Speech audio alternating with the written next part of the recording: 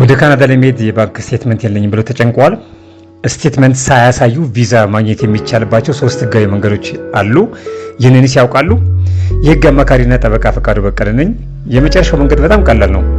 አንደኛ የስኮላርሺፕ ደብዳቤ ሙሉ ስኮላርሺፕ ካላችሁ ካናዳ የባንክ ስቴትመንት እንድታሳዩ አትጠይቅም።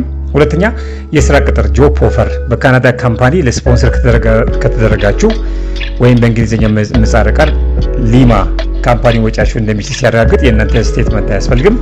ሶስተኛ GIC ጋራንቲድ ኢንቨስትመንት ሰርቲፊኬት ይህ ለተማሪዎች ነው። ባንኩ 6 ወር የቆየ ስቴትመንት ከሌላችሁ ለካናዳ ባንክ ቀድማችሁ ብር በመላክ የGIC ማረጋገጫ ማቅረብ ትችላላችሁ። ከነዚህ ውስጥ የትኛውን ለእናንተ እንደሚሆን ለማወቅ ከቪዲዮ ኮሜንት መጀመሪያው ላይ ያገኙት ህጋዊ መንገዱን እናሳዩታለን። ቪዲዮውን እስከ መጨረሻው ስለተከታተሉና አመሰግናለሁ።